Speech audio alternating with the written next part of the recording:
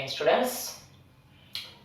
તો last time આપણે લોકોએ જોયું અનંત લંબાઈનો એક સળિયો કે જેના ઉપર સતત રીતે વિદ્યુત ભારનું વિતરણ થયું હોય તો તેનાથી r અંતરે વિદ્યુત ક્ષેત્ર કેટલું એનું સમીકરણ આપણે જોઈ ગયા. લેમ્ડાના સ્વરૂપનું એટલે વિદ્યુત ભાર ઘનતાના સ્વરૂપનું લેમ્ડાના છેદમાં 2πε0r. તો એ થિયરી આપણે સાબિત કરી હતી ગાઉસના નિયમથી, એટલે કે ફ્લક્સ ફાઈ બરાબર સંકલનમાં E.dA કરી હતી. તો એ જ સેમ થિયરીને આજે આપણે ફરીવાર સાબિત કરવાના, પરંતુ ન્યૂટનના નિયમથી. અને ન્યૂટનનો નિયમ જે આપણે શરૂઆતમાં જોઈ ગયેલા તે કે q1 q2/r2 અને એના પરથી આપણે વિદ્યુત ક્ષેત્રનું સમીકરણ લાવેલા k q/r2. હા, એનો ઉપયોગ કરીશું. એટલે આજે આપણે અહીં ગાઉસનો ઉપયોગ નહીં કરીએ. તો સમીકરણ સેમ જ આવશે પાછું એ જ કે વિદ્યુત ક્ષેત્ર E બરાબર લેમ્ડાના છેદમાં 2πε0 અંતર. હવે અંતર ગઈ થિયરીમાં આપણે પેલો નળાકાર ધારેલું તેમાં r ધારેલું. બની શકે આજની થિયરીમાં જો આપણે એ વસ્તુનો ડેટા અલગ જો ધારીએ તો એ સ્વરૂપનું આવશે. બરાબર? તો ચાલો કરીએ. સૌપ્રથમ મેં અહીં ડ્રોઈંગ કરેલું છે મારું અનંત લંબાઈનો સળિયો અને એના ઉપર મેં સતત રીતે વિતરણ કરાવ્યું છે વિદ્યુત ભારોનું, જે ધન વિદ્યુત ભાર છે. તો પરીક્ષણ વિદ્યુત ભાર એકવાર વિચારી લો કે ક્યાં મૂકવું છે. એવું ધારીને ચાલો કે મેં પરીક્ષણ વિદ્યુત ભાર અહીં મૂક્યો અને આનું સ્ટ્રેટ લાઇન ડિસ્ટન્સની જો ચર્ચા કરું તો એને મેં y ધારું છું. સિમ્પલ. એટલે મારે આ અંતર માટે વિદ્યુત ક્ષેત્ર ટૂંકમાં શોધવાનું છે. પણ એક નાનકડી તકલીફ છે જે હું ઇન્ટ્રોડ્યુસ કરું છું. આ વિદ્યુત ભાર જો મેં કદાચ લઈને ચાલો તો આનું અંતર અહીંયા સુધી જે કદાચ કર્ણ જેવું કંઈક તમને દેખાય, પણ એ તો અલગ છે આના કરતા લંબાઈમાં. એવી રીતે મેં આને જો કદાચ સિલેક્શનમાં લઉં તો એનું અંતર અલગ થવાનું આના કરતા.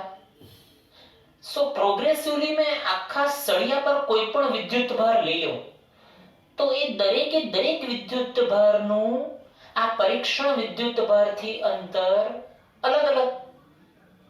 એટલે મારી ટ્રેનિંગ યાદ કરો, જેમાં મેં એક સ્લોગન આપતો છું દર વખતે, બદલાતી જતી વસ્તુ માટે કરવું પડશે સંકલન.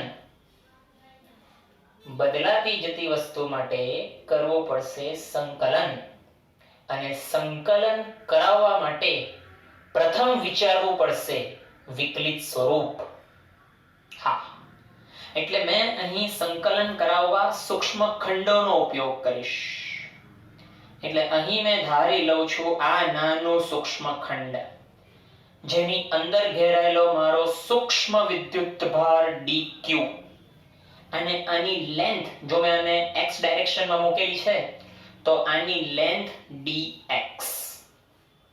બની શકે છે કે તમે x બરાબર 0 મિડલ પોઈન્ટ ઉપર કહો તો અહીં તમે કહી શકો છો x ને ઇન્ફાઇનાઇટ સુધી પહોંચાડ્યું અને અહીં તમે લખી શકો છો, જે જગ્યા છે તો ઉપર લખું છું મેં, x ને માઈનસ અનંત સુધી, આ બાજુ લખું x ને માઈનસ અનંત સુધી પહોંચાડવું. સિમ્પલ. એટલે તમારો સળિયો x ડાયરેક્શનમાં છે એટલે તમે બધું x ના સંદર્ભે લખી લીધું, dx તમે ધારી લીધું. તમે જ્યાંથી dx ધાર્યું ત્યાંથી તેની રેખા મેં બનાવવાનું સ્ટાર્ટ કરું તો આ એનું અંતર આવવાનું જેને મેં r નામ આપું છું એ પ્રોગ્રેસિવલી બદલાય છે. સાચવજો, જેમ જેમ આ dx ને મેં આગળ લઈ જાઉં છું તેમ તેમ આ અંતર બદલાતું રહેવાનું છે. સમજો. બરાબર? ઓકે. હવે હા, તો આને x ધારી લો કે એ મિડલ પોઈન્ટ થી x જેટલું દૂર છે. બરાબર છે? તો આ વસ્તુમાં મને જોઈશે સૂક્ષ્મ વિદ્યુત ક્ષેત્ર. પ્રથમ સૂક્ષ્મ વિદ્યુત ક્ષેત્ર, પછી મારે એનું સંકલન કરવાનું રહેશે. તો એવું પણ ધારી શકાય કે આ જે નાનકડો ટુકડો ખરો એને કારણે એક તો પ્લસ છે એટલે બહાર જતી દિશા હોવાની, તો એને કારણે બહાર જતી દિશામાં અનુભવાતું વિદ્યુત ક્ષેત્ર જેને મેં નામ આપું સ્મોલ ડી ઈ. પરફેક્ટ. તો એના પાછા બે ઘટક પડે, એક આ અને એક આ. બરાબર. આ dx ને જો મેં ટ્રાવેલિંગ કરાવો અને છેક અહીંયા સુધી પહોંચાડવાની વાતો જો કરું તો એવું પણ બની શકે કે આના જેવી મિરર ઇમેજ જેને કહેવાય કે બેઠું પ્રતિબિંબ જેવું અહીં મેં કલ્પના કરી શકું. એટલે મેં ત્રિકોણ પહેલા બનાવી દઉં તો શું છે કે મારી આકૃતિ જરાક ઓકે વ્યવસ્થિત આવે. dx આ પણ છે અને આને દ્વારા ઉત્પન્ન થતું de જે મેં આમ ધારું અને આમ ધારું, તો આને પણ મેં સૂક્ષ્મ de કહી શકું આના દ્વારા, અને આના પણ મેં બે ઘટક બનાવી શકું, આ અને આ. ચાલો અહીંયા સુધીની વાતો કમ્પ્લીટ થઈ ગઈ. પહેલા આકૃતિને પ્રોપરલી ઓબ્ઝર્વ કરી લો અને હું એને એક્સ્ટ્રીમ ડિટેલમાં અંદર ઉતારવાનો છું હવે, કારણ કે મેં ખૂણાઓની ચર્ચા સ્ટાર્ટ કરીશ. એટલે પહેલા પરફેક્ટલી અમે જોઈ લઈએ. સળિયો, સળિયા પર વિદ્યુતભાર, સૂક્ષ્મખંડ ધારવું પડ્યું કારણ કે અંતરો બદલાય છે. એક નહીં પાછા બે ધાર્યા, બે નું કારણ છે ઉપરની સાઈડ ઉપર કંઈક એકબીજાને કેન્સલ કરે તેવું મને જોઈતું છે એટલે મારે બે ધારવા પડ્યા. ક્લિયર? બાકી એક પર જ ચાલુ કરી દેતી મેં કામ. અને હવે ખૂણાઓ પર ચર્ચા કરીએ. તો ખૂણાઓ પર ચર્ચા કરવા માટે મેં કયો ખૂણો ધારી શકું? મેં આ પણ ધારી શકું અથવા મેં આ ધારી શકું. એટલે કહેવાનો મતલબ either this one or this one, જે બંને એક્ચ્યુઅલી સેમ થવાના. તો આજે મારે ધારવો છે એંગલને અહીં. આ મેં ધારું છું થીટા. એનું તમને કારણ કહો. આ અનંત લંબાઈનો સળિયો છે એટલે કહેવાનો મતલબ એવું સમજીને ચાલો કે જો એ ઇન્ફાઇનાઇટલી ખૂબ દૂર ગયો હોય તો જરાક એનિમેશન જોજો. આ મારો હાથ, આજે અત્યારે મેં આર દોરેલું છે તે જો આ નીચલો છેડો અનંત સુધી વિસ્તરણ જો પામતે તો આ એંગલને કારણે આ વસ્તુ સ્ટ્રેચ થતે અને એપ્રોક્સિમેટલી ઇક્વલ ટુ જો ઇન્ફાઇનાઇટ ઉપર જાય તો આ લાઈન સ્ટ્રેટ લાઈન બનતે. સિમ્પલ. તો ખૂણો જે બદલાતો છે ને અનંત લંબાઈ સાથે એ ટેકનિકલી આવે. એટલે મેં ધારું છું ઉપરનો ખૂણો. બરાબર.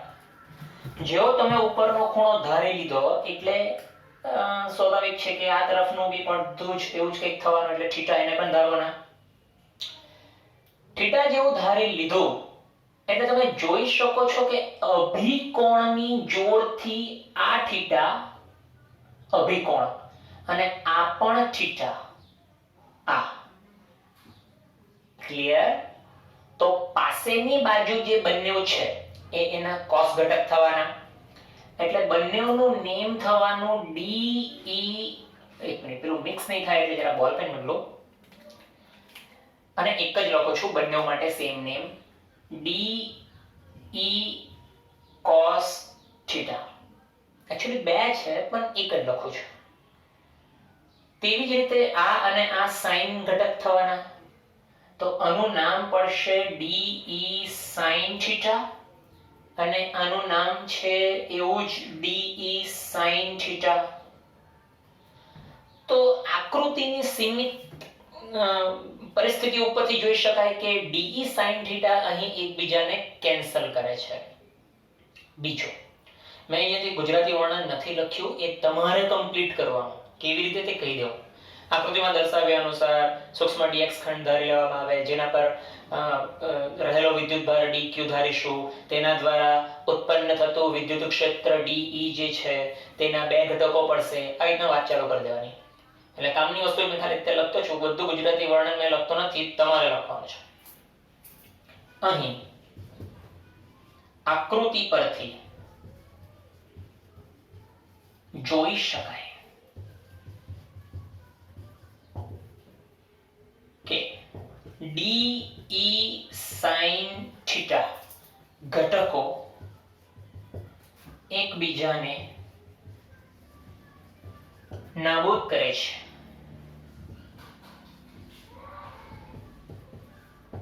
સિમ્પલ. ધેટ ફોર ફક્ત ડી cos થીટા દ્વારા જ વિદ્યુત ક્ષેત્ર મળે.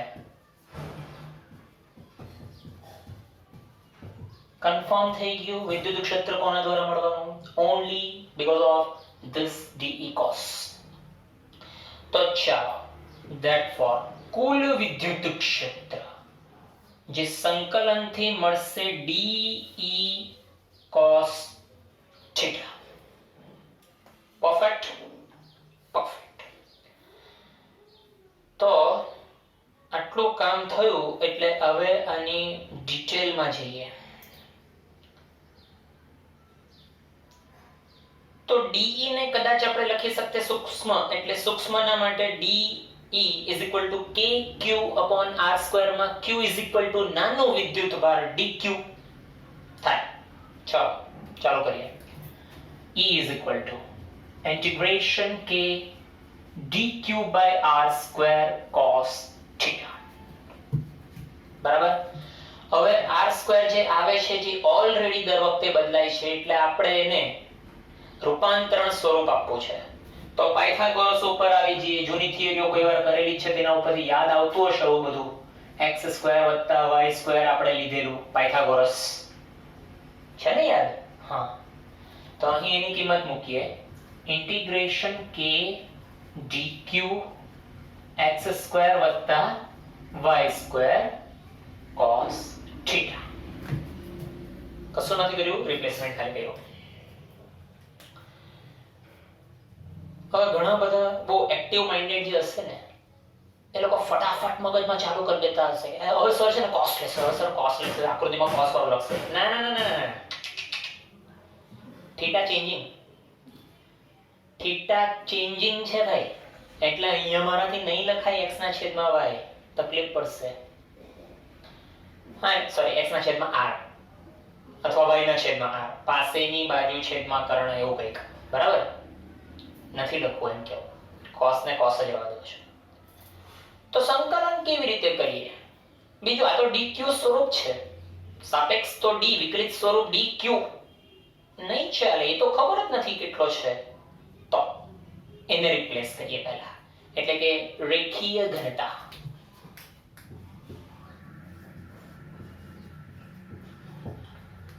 આખો પાછો લખતો છું, મને બરાબર નહીં લાગ્યો. રેખીય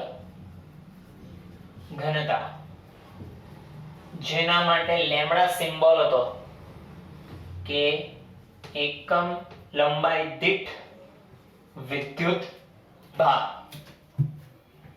લાસ્ટ થિયરી ની અંદર ટોટલ q ટોટલ l લીધેલું. ઓકે, અહીંયા સૂક્ષ્મ સ્વરૂપ છે, તો સૂક્ષ્મ વિદ્યુત ભાર, તો તેની સૂક્ષ્મ લંબાઈ dx. તો તેના ઉપરથી મેં dq ને કરતા બનાવું. dq કરતા બને તો લેમ્ડા dx થઈ ગયું, જેનું રિપ્લેસમેન્ટ મેં ઉપર કરી રહ્યો છું હવે. That for E is equal to integration k lambda dx upon x square y square cos theta. Okay, according to mathematics, જો તમારી અંતરનો વિકલિત સ્વરૂપ આવી ગયું તો તમે લિમિટ લગાવી શકો છો અંતરની. એટલે મેં લિમિટ ઇન્ટ્રોડ્યુસ કરું છું. હવે અહીં લિમિટ ઇન્ટ્રોડ્યુસ કરું છું. ક્યાંથી શરૂઆત ને ક્યાંથી અંત? તો x બરાબર માઈનસ અનંત થી x બરાબર અનંત સુધીનું સંકલન. માઈનસ અનંત થી અનંત સુધીનું સંકલન. પરફેક્ટ. પણ અહીંયાથી બધા ભેરવાના બાયોલોજી વાળા અને as well as obviously maths વાળા નહીં. તો હવે મેથ્સ વાળા માટે જરા એક સૂચન. તમે લોકો જો 12માના પાછળના સેક્શનમાં, મીન્સ કે દિવાળીની આસપાસના સેક્શનમાં અનિયત સંકલન નામનું એક ચેપ્ટર ભણશો, જેમાં તમને આદેશની રીત આવશે, એટલે ઓર્ડર આપવો.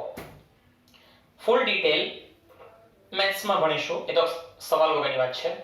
એમ પણ બાયોલોજી અહીંયા બેઠેલું છે એટલે એ ચર્ચાનો કોઈ મતલબ જ નથી. તો એને આપણે તે વખતે સોલ્વ કરવા માટેની જે પેટર્ન ખરી, આદેશ આપવાની રીત ઉપર આવીશું કે આમાં ચલ જે છે તેને આદેશ આપવો. ફૂલ ડિટેલ મેથ્સમાં કરીશું.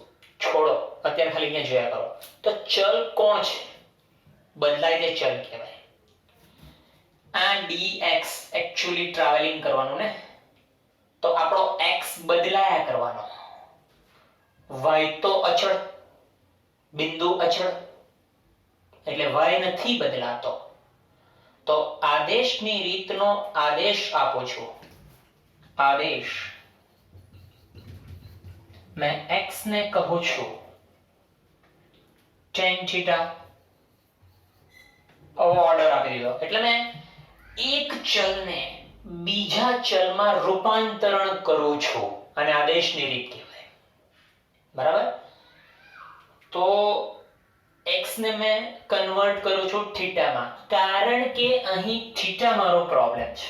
એટલે મને થીટાનું કંઈક ઓપરેશન કરાવવા થીટાના સંદર્ભમાં ચલ જોઈએ છે. સિમ્પલ. અને આનું મેં વિકલન કરું, એટલે કે આનું વિકલન કરું એક સાઈડે dx, તો tan નું વિકલન થશે sec નો વર્ગ થીટા d θ સાંકળનો નિયમ. આજે બધું બોલું છું અને ડાયરેક્ટ લખું છું, એ મેથેમેટિક્સ વાળાને આઈડિયા થોડીક આવતી હશે કે હા, tan નું વિકલન sec નો વર્ગ થાય અને સાંકળનો નિયમ એટલે d θ નું પાછું d θ. બાયોલોજી તમે જોયા કરો, તમારા લિમિટેડ પોર્શન એમ પણ સંકલન વિકલન ન આવશે ના, એટલે ડિટેલમાં જવાનો તમારા માટે કોઈ મીનિંગ નથી. બાકી હું જઈ શકું છું, કોઈ પ્રોબ્લેમ નથી. તમારા માટે મીનિંગ નથી, તમે ખાલી જોયા કરો. tan કેમ થયું તો એ પણ એક ડિટેલ છે તમારા માટે, છે કે ચાલો ધારી લઈએ tan. કારણ છે ત્રીજા કે ચોથા સ્ટેપ પર તમને એ બી કહું tan જ કેમ થયું. તો અહીંયા રિપ્લેસમેન્ટ કરું છું મેં બધી જગ્યાઓ પર. તો આ જગ્યાઓ પર રિપ્લેસમેન્ટ થાય છે e is equal to અચળ વસ્તુ સંકલનમાંથી બહાર કાઢી લો એટલે થોડીક મગજમારી ઓછી થાય. તો k અચળ બહાર, લેમ્ડા અચળ બહાર. અચ્છા, એક બીજી વસ્તુ રહી ગઈ. આદેશ તો અપાઈ ગયો, પણ આદેશ આપ્યો તો જો આપણે ચલ બદલ્યો તો ચલની લિમિટ પણ બદલાય.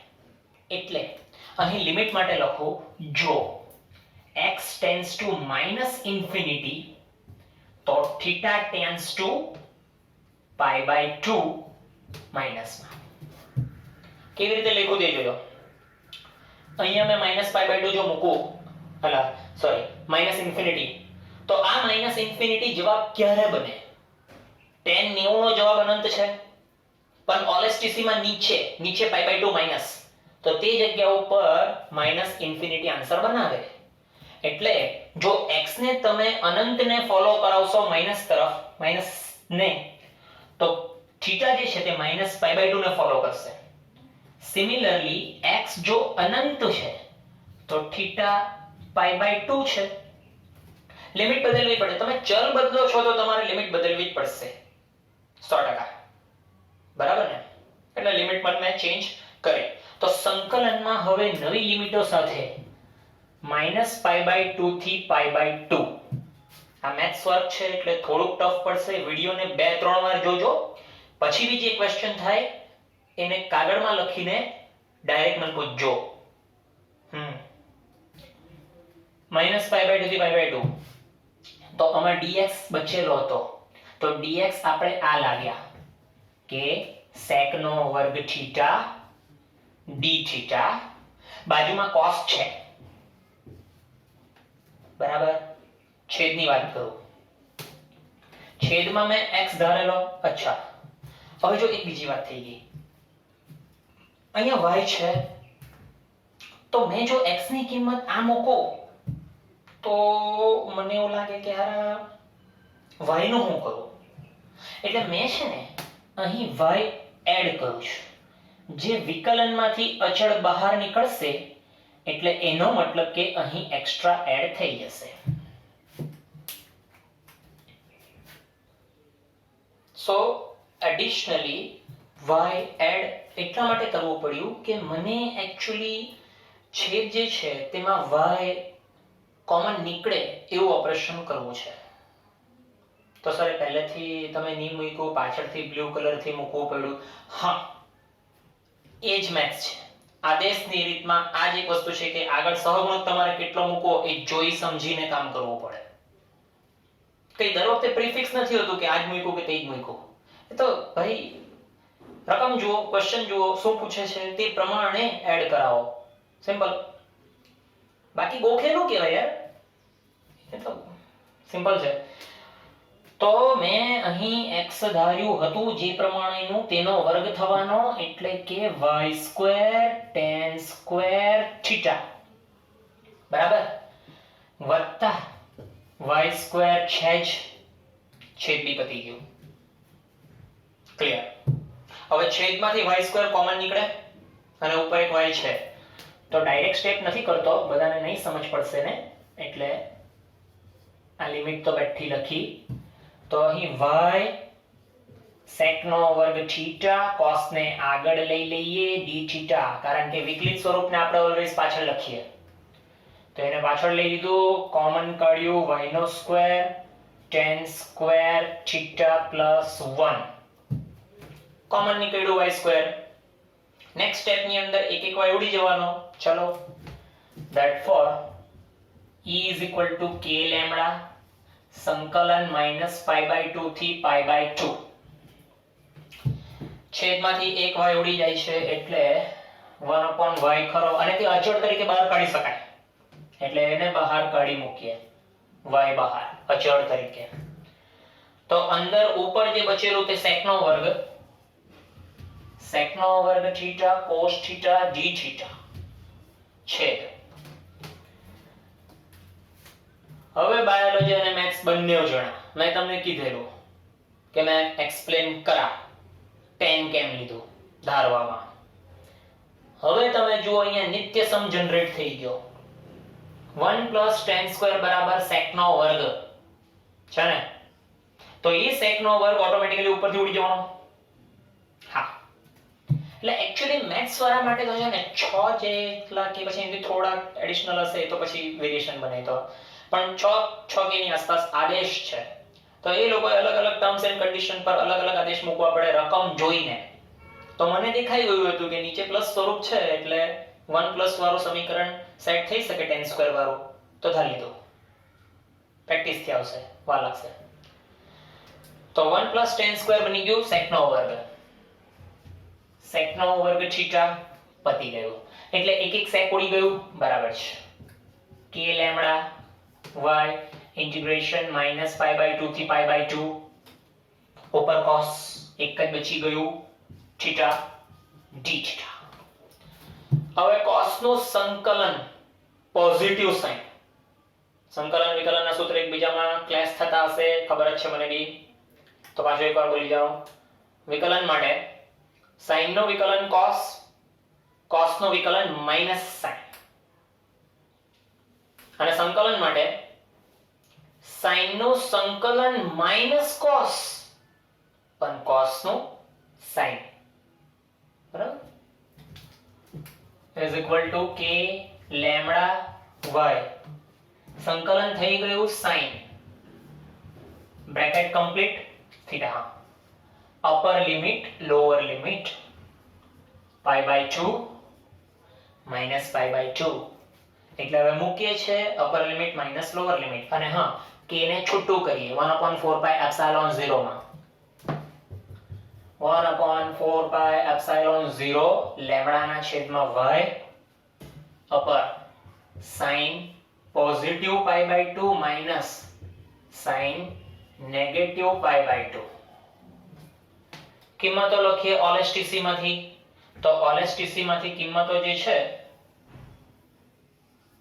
એ આવવાની હતી e લેમ્ડાના છેદમાં 4πε0 y sin π/2 બરાબર 1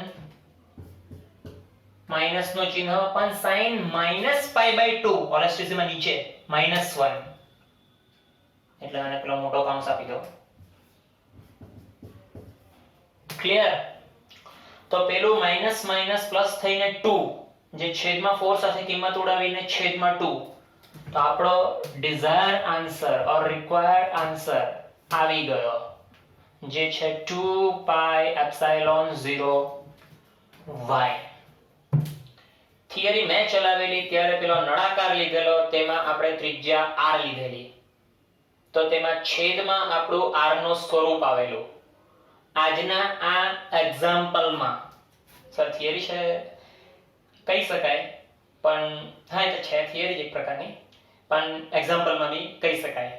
અને એકચ્યુઅલી તમારા માટે લખી જ દઈએ, સ્વાધ્યાયનો 30મો દાખલો છે. સ્વાધ્યાયનો 30મો દાખલો છે, તો તેમાં સાબિત થઈ ગયું, પણ મેં y ધાર્યું છે તો y સ્વરૂપ આવી ગયું. આ વિડિયો મિનિમમ આઈ થિંક તમારે 2 કે 3 વાર થોરોલી જોવો પડશે, અને એક એક સ્ટેપની અંદર જે મેં ચર્ચા કરી છે જરાક ડિટેલમાં જોવું પડશે. કીધું જ છે તમને, છતાં બી પ્રોબ્લેમ પડે you can ask me directly. Sign off કરતો છું. Good bye.